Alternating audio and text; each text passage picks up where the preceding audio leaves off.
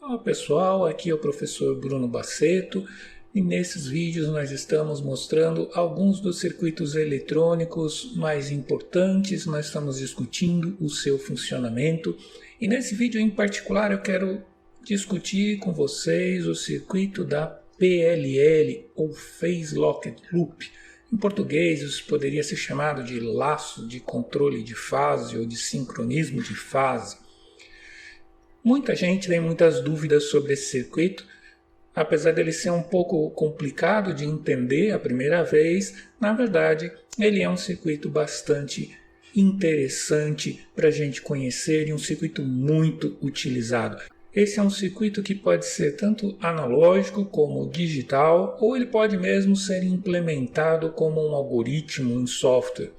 Nesse vídeo em particular nós vamos ver um exemplo de uma PLL que é digital, ou seja, um circuito que usa níveis preferenciais de tensão, que são alto e baixo, 0 e 1, como você quiser, e na verdade os circuitos analógicos eles vão ser semelhantes a esse, mas o circuito da PLL digital é mais fácil de entender. E hoje praticamente ele é o circuito mais utilizado quando se fala em PLL. Geralmente a gente está falando de um circuito digital como esses que nós vamos ver neste vídeo. E a PLL é um circuito extremamente utilizado, por exemplo, em sistemas de comunicação. Por exemplo, para fazer demodulação de sinais ou fazer sincronização de sinais ou mensagens. Enquanto eu tenho frequências de clock que estão sendo geradas remotamente e localmente, como é que a gente faz para essas frequências serem colocadas em sincronismo, sendo que elas estão sendo provenientes de fontes totalmente diferentes, isoladas e não sincronizadas entre si. E no mundo digital, nós vamos utilizar esse circuito muitas e muitas vezes como um sintetizador de frequência, por exemplo, para gerar sinais de clock ou sincronizar sinais de clock entre diferentes fontes do sinal de clock. Por exemplo, dentro de um microprocessador, dentro de uma FPGA, dentro de um circuito de rádio digital. Muitas vezes a gente vai usar esse circuito como um sintetizador de frequência. Então, vamos lá. O coração do circuito da PLL vai ser um oscilador. O oscilador, como nós já sabemos, é um circuito responsável por gerar uma forma de tensão ou corrente variável que possui uma frequência fixa e conhecida. No nosso caso, esse vai ser um oscilador digital. Portanto, ele vai gerar uma forma de onda quadrada, ligando e desligando. Então esse oscilador ele vai gerar o nosso sinal de saída, que é o que nós temos interesse. Nessa configuração, esse oscilador vai estar oscilando, funcionando como um oscilador livre, então ele vai estar no modo free running. Ele vai gerar essa frequência que nós vamos chamar de frequência central desse oscilador.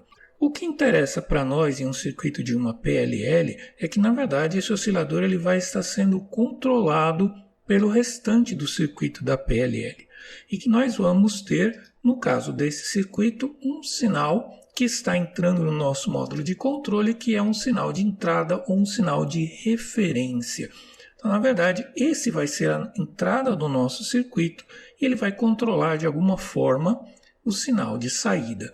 E como isso é um sistema de controle, nós temos uma realimentação que traz a saída final do circuito da PLL para dentro da entrada. O grande objetivo desse circuito vai ser sincronizar esses dois sinais. O sinal que está entrando na PLL, o nosso sinal de referência, e o nosso sinal de saída que está sendo gerado localmente através de um oscilador que está sendo controlado pelo restante do circuito da PLL. Neste caso, você pode observar que o nosso objetivo vai ser colocar esses dois sinais, o sinal que nós estamos recebendo e o sinal que nós estamos gerando, exatamente na mesma fase. Então você está vendo que sempre que acontece uma transição de 0 para 1 ou de 1 para 0, a mesma transição vai acontecer no sinal de saída. Uma consequência disso que nós temos que observar é que necessariamente o sinal que nós vamos gerar ele tem que ter exatamente a mesma fase do sinal de entrada.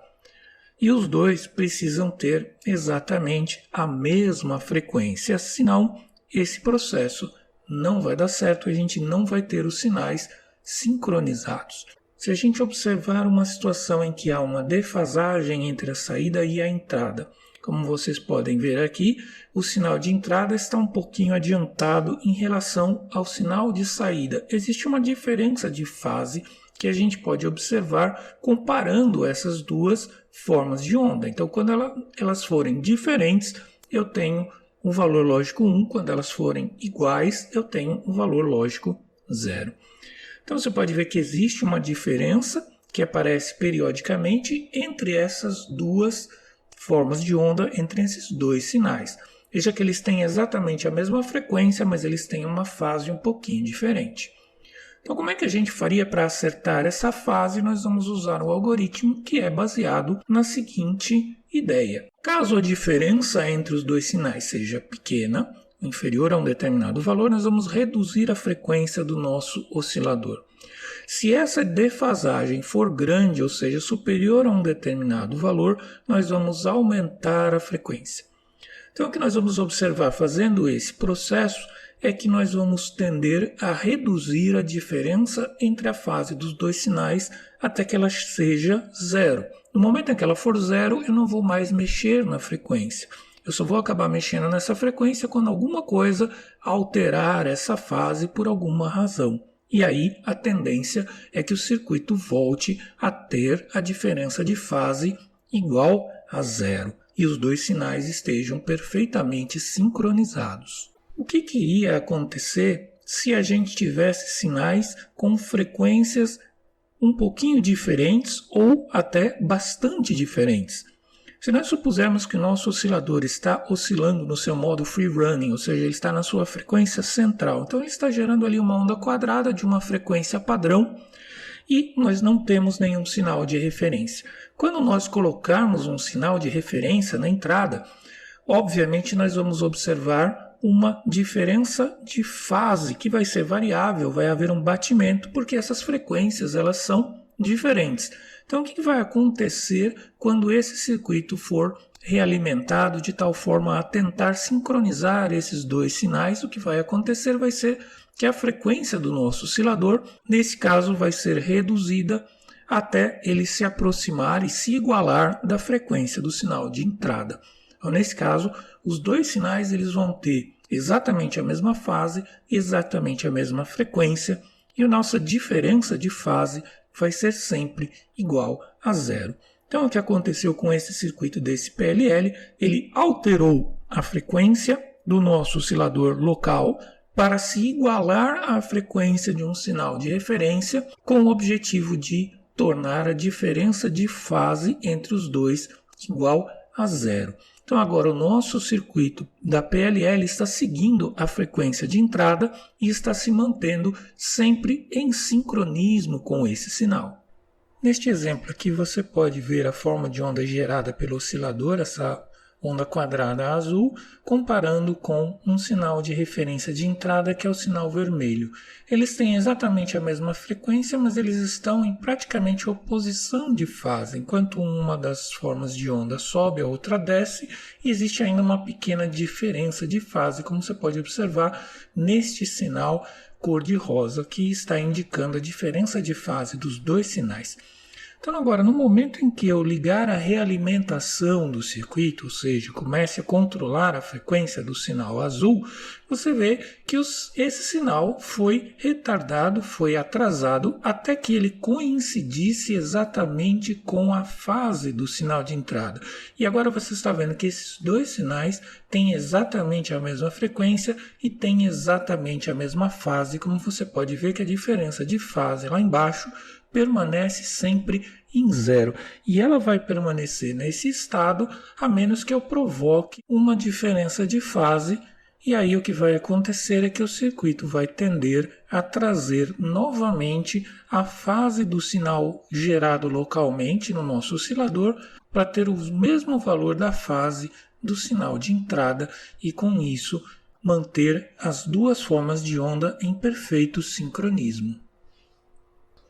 Veja agora que a forma de onda gerada pelo circuito ela tem uma frequência diferente da forma de onda de entrada. Você está vendo que a fase está variando bastante lá embaixo, porque as duas formas de onda elas nunca vão exatamente coincidir porque elas têm frequências diferentes.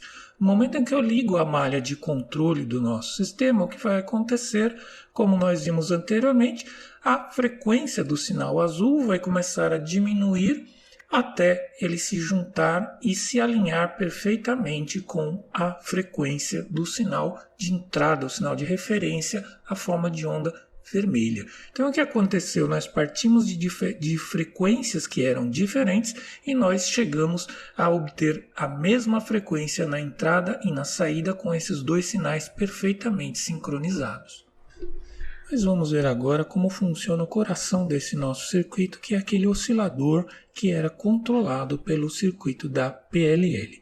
Existem diversos tipos de osciladores controlados e eu vou mostrar para vocês um desses circuitos que é baseado em uma porta inversora. No caso de um inversor, de uma porta lógica não, como você sabe o que vai acontecer quando eu colocar um sinal baixo na entrada, vai sair um sinal alto na saída, ou seja, o inverso lógico desse sinal.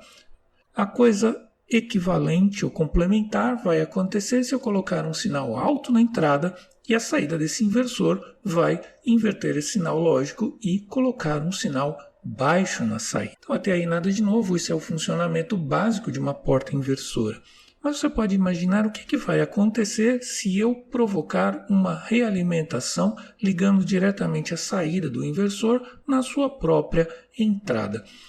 Então nesse caso você vai colocar esse circuito em uma situação impossível. E considerando que existe um atraso interno nesse dispositivo, você vai ver que quando a entrada for alta, ele vai dali a pouco produzir uma saída baixa e essa saída vai ser imediatamente realimentada para a entrada e uma entrada baixa vai tender a produzir uma saída alta e assim por diante, ou seja, esse circuito ele vai tender a oscilar. Então ele vai oscilar entre os níveis lógicos alto e baixo em uma frequência bastante alta. Então esse oscilador free running ele vai estar oscilando em uma frequência que ela não é determinada, ela só vai depender dos atrasos internos desse circuito lógico, dessa porta lógica. Como é que nós poderíamos transformar isso em um oscilador que pudesse ser controlado? Então o que nós vamos fazer nesse circuito? Nós vamos introduzir um atraso.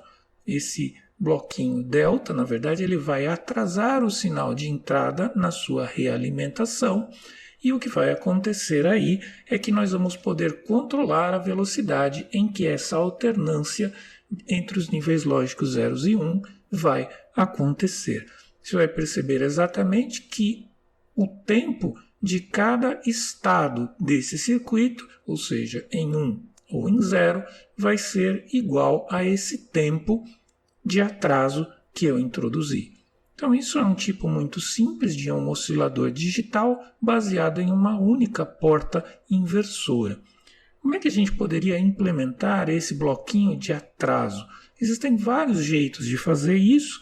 Um dos jeitos é a gente usar uma variação do oscilador de Peirce. É uma versão digital do oscilador de Peirce que, na verdade, inclui um circuito RL, um circuito RC, alguma coisa que provoque um atraso conhecido entre um sinal de entrada e um sinal de saída. Então eu estou introduzindo elementos que armazenam energia de tal forma que eu provoque um atraso enquanto esses componentes são carregados ou descarregados e com isso eu consiga controlar a oscilação dessa minha porta lógica.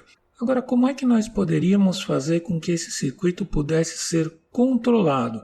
Então agora a mágica que nós fizemos, nós substituímos esse capacitor que nós tínhamos colocado por 2 diodos.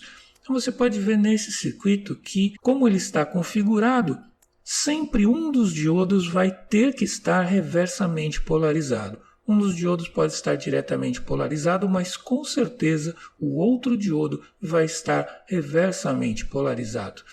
O que isso tem a ver com o capacitor?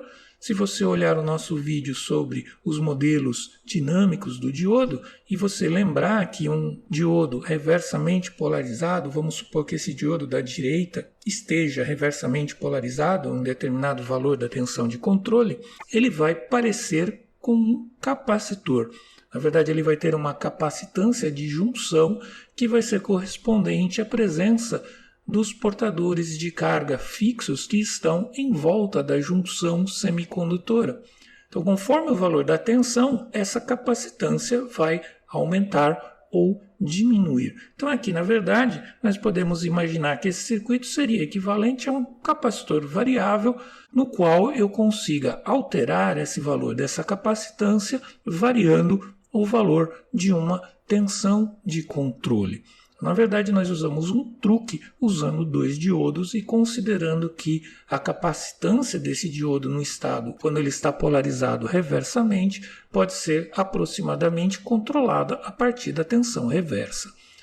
Então, nesse circuito que nós estamos vendo, o que vai acontecer é que a capacitância do nosso circuito de realimentação vai ser uma função dessa tensão de controle. Pode ser até uma função complicada, mas não tem importância. Na verdade, o que nós queremos é que sejamos capazes de controlar a frequência desse circuito.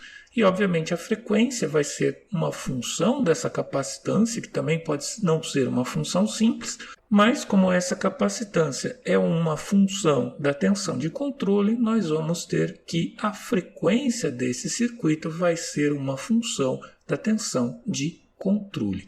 Então, esse circuito é um circuito oscilador controlado por tensão, um VCO, um exemplo de um VCO digital, no qual a frequência que esse circuito vai produzir vai ter alguma coisa a ver com essa tensão de controle que está chegando aqui. Então, esse é o estágio mais importante da nossa PLL. Nós estamos vendo aqui um dos possíveis circuitos de um oscilador controlado por tensão, um circuito digital, de um oscilador controlado por tensão, um VCO digital. Então agora vamos imaginar como seria o circuito de controle desse oscilador controlado por tensão. Então nós podemos imaginar que a primeira parte desse circuito de controle precisa ser alguma coisa que identifique uma diferença de fase. E se você prestou atenção nas formas de onda que nós vimos até agora, você já deve ter deduzido que existe uma operação lógica que parece que resolve esse problema. Se nós considerarmos, por exemplo, uma porta ou exclusivo como essa daqui, você já sabe que a função lógica ou exclusivo ela vai ser igual a 1 quando as duas variáveis de entrada forem diferentes. Então, se A for igual a 1 e B for igual a 0, ou o contrário, ou seja, os dois valores têm níveis lógicos diferentes, a função ou exclusivo vai assumir o valor lógico 1. E nesse caso nós estamos observando uma diferença entre os valores lógicos das duas variáveis de entrada. Por outro lado, se as duas variáveis assumem o valor lógico 0 ou as duas variáveis assumem o valor lógico 1, a função ou exclusivo vai assumir o valor lógico 0. Então, nesse caso, ele vai estar informando no nível lógico 0 que as duas variáveis de entrada são idênticas logicamente. Como você pôde perceber no exemplo anterior, se nós colocarmos aqui duas formas de onda e elas vão estar com uma pequena diferença de fase, você vai ver que quando essas formas de onda, esses sinais lógicos passarem por uma porta ou exclusivo, vai acontecer que essa saída do ou exclusivo vai assumir o valor lógico 1, justamente nos momentos em que essas duas formas de onda difiram entre si com relação ao valor lógico que elas apresentam. Então, nesse caso, se elas tivessem exatamente a mesma fase, essa saída seria sempre igual a 0. Como elas não têm a mesma fase, sempre que esses dois sinais forem diferentes, ou seja, o valor lógico deles diferir, um é 0, o outro é 1, a saída dessa porta lógica vai assumir um valor lógico 1. Então, na verdade, o circuito mais simples que a gente pode imaginar de um detector ou identificador de diferença de fase é uma simples porta ou exclusivo. É claro que existem outros circuitos mais sofisticados, mas para o propósito da gente entender como isso funciona, o ou exclusivo vai servir para nós muito bem. Então, nesse caso, o ou exclusivo funciona como um comparador de fase. Seria a primeira etapa do nosso circuito de controle da nossa PLL, o comparador de fase. Então é exatamente isso que nós vamos fazer, considerando que o nosso sinal de entrada vai ser a entrada de referência, e aí a saída no nosso oscilador controlado, que também é a saída da nossa PLL, vai ser utilizada para comparar a fase com o sinal de entrada usando, por exemplo, uma porta ou exclusivo. Então nessa saída dessa porta ou exclusivo nós vamos ter pulsos indicando os momentos em que esses dois sinais diferem entre si. E aí é que vem a sacada desse circuito. Nós vamos ligar nesse nosso detector de fase um circuito capacitivo, um circuito RC. Você pode chamar como você preferir, um integrador ou um filtro passa-baixas. Tudo isso é a mesma coisa. Então, na verdade, agora, essa minha porta lógica, ela está alimentando um capacitor, um elemento que pode armazenar energia e, portanto, ele vai poder ser carregado e descarregado conforme a saída dessa porta lógica. E essa minha saída dessa tensão em cima desse capacitor é o sinal que vai dar origem ao controle do oscilador controlado por tensão, o nosso VCO. Para a gente entender como esse circuito funciona, vamos imaginar que nós temos essa diferença de fase que nós estamos observando e a saída da nossa porta ou exclusivo vai corresponder àquele sinal que nós vimos. Neste caso, como ela está alimentando aquele capacitor, você vai ver que o capacitor vai carregar e descarregar de acordo com essa tensão que está saindo da nossa porta ou exclusivo. Se a gente prestar bastante atenção no que é que está acontecendo neste caso, você vai ver que enquanto os dois sinais diferirem, ou seja, a saída do exclusivo for igual ao valor lógico 1, o que vai acontecer é que o capacitor está carregando e isso significa que a tensão de saída está aumentando. Você está vendo que o sinal verdinho está aumentando. E isso, no caso da PLL, vai corresponder a uma elevação da frequência do oscilador. Quanto maior a tensão de controle, maior a frequência está aumentando.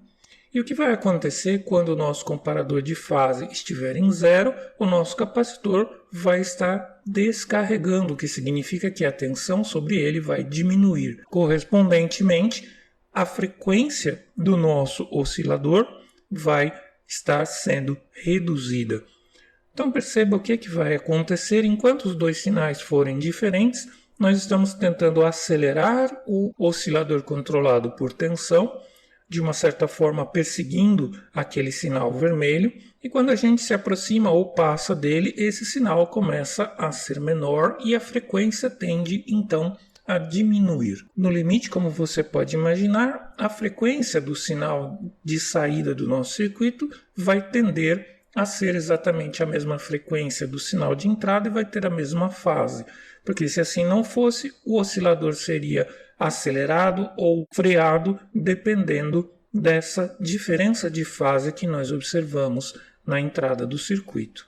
Uma forma da gente entender esse processo de realimentação é a gente imaginar que o nosso sinal de referência está oscilando numa determinada frequência e quando o nosso circuito da PLL percebe essa diferença, ela tenta aumentar a frequência de tal forma a alcançar esse sinal de referência. Obviamente, em um determinado momento, esse sinal vai acabar ultrapassando o sinal vermelho e aí ele vai tentar corrigir, reduzindo novamente a frequência ou a velocidade, até que esse processo vai tender a aproximar essas duas frequências aqui representadas por esses carros de corrida, até que aconteça o fenômeno que nós desejamos, que é quando ambos os veículos têm a mesma velocidade, ou no caso das frequências, quando elas têm a mesma frequência exatamente igual e a mesma fase. Então, considerando aqui o nosso circuito da nossa PLL, nós observamos que ela vai ser capaz de sincronizar dois sinais, o que vai ser muito útil em aplicações de comunicação, aplicações de rádio, demodulação de sinais modulados em frequência e assim por diante. Mas existe uma coisa interessante que nós vamos observar que nós podemos fazer com esse circuito também de uma forma bastante simples. Então, nesse nosso circuito que nós já conhecemos, nós vamos introduzir na nossa malha de realimentação, por exemplo, um divisor de frequência por 2. Então, na verdade, um simples flip-flop, por exemplo, em que vai acontecer uma divisão dessa frequência. Então, se o sinal de saída tiver uma frequência de 10 kHz, uma vez que ele seja dividido por 2, a frequência que vai aparecer na nossa realimentação vai ser de 5 kHz, ou seja, exatamente a metade. O que vai acontecer nesta circunstância? Então, nós poderíamos considerar essa situação normal em que nós tínhamos o nosso sinal de entrada ou sinal de referência e o oscilador produziria um sinal que estaria exatamente com a mesma frequência e exatamente sincronizado com esse sinal de referência. Só que agora nós não estamos mais comparando o sinal de entrada ou o sinal de referência com a nossa saída, mas sim nós estamos comparando com um sinal que é a nossa frequência de saída dividido por 2. Olha o que vai acontecer. Na verdade, o nosso circuito da nossa PLL vai continuar tentando sincronizar o sinal de referência com um sinal, só que esse novo sinal vai ser a frequência de saída dividido por 2. Então, na verdade, o que é que vai acontecer é que o sinal que vai estar sincronizado com a nossa entrada de referência vai ser o sinal de baixo, ou seja, o SO dividido por 2.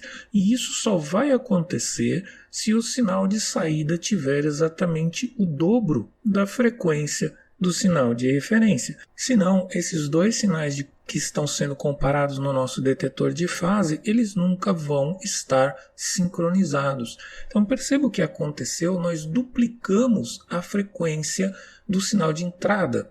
Na verdade, o nosso oscilador ele passou a oscilar com exatamente o dobro da frequência do sinal de entrada ou sinal de referência. Nesse caso, esse circuito ele funcionaria como um dobrador de frequência. A gente pode facilmente estender esse conceito, por exemplo, se a gente considerar agora um divisor, que na verdade ele não vai dividir essa frequência por 2, mas ele vai dividir por um número n. Então, um simples contador binário, na verdade, ele é um divisor por um número que é uma potência de 2. Esse é um circuito digital muito fácil de ser construído. E aí, nesse caso, nós vamos criar frequências de saída que vão ser múltiplas da frequência de entrada por um fator n. E esse é o circuito chamado de sintetizador de frequência, extremamente utilizado na geração de clock para processadores, para dispositivos de rádio digital, para FPGAs, partindo de um oscilador primário que tem uma frequência mais baixa, nós vamos obter uma frequência N vezes mais alta internamente, por exemplo, ao chip de uma FPGA ou de um microprocessador. Isso vai simplificar bastante o projeto do oscilador externo e também minimizar efeitos como, por exemplo, interferências eletromagnéticas. Então, esse é o circuito básico de um sintetizador digital de frequência, extremamente utilizado na prática. Vamos dar uma olhada nas limitações desse circuito PLL que nós vimos. Ele vai ter 4 limitações importantes que a gente sempre tem que considerar no projeto desse circuito. A primeira limitação é que vai existir uma frequência máxima de operação. Então, justamente o nosso oscilador controlado por tensão, o nosso VCO, ele tem uma frequência acima da qual ele não consegue mais gerar uma forma de onda. Então, essa seria uma frequência máxima. Então, o nosso circuito de gerador de formas de onda ou sintetizador, ele nunca vai poder passar de uma frequência máxima. Vai acontecer também que vai existir uma frequência mínima de operação, abaixo da qual o nosso circuito detector de fase não vai mais conseguir perceber a diferença de fase entre os dois sinais. Então, na verdade, vai existir uma frequência abaixo da qual o nosso circuito de PLL não vai funcionar. O nosso circuito ele é digital, então nesse caso uma restrição importante vai cair sobre os tempos de subida e descida de todos os sinais envolvidos. Se esses tempos de subida e descida forem muito lentos, também o que vai acontecer é que o nosso detector de fase não vai mais conseguir perceber com precisão as diferenças de fase entre os sinais e o nosso circuito de PLL não vai mais funcionar. A última restrição também é muito importante, é o duty cycle. Então, o que significa isso? O nosso circuito de PLL ele vai funcionar bem para sinais que são aproximadamente quadrados, ou seja, no nosso sinal de referência ele fica um tempo aproximadamente igual no nível lógico 1 e no nível lógico 0. Se esses tempos começarem a ser muito diferentes, vai acontecer a mesma coisa.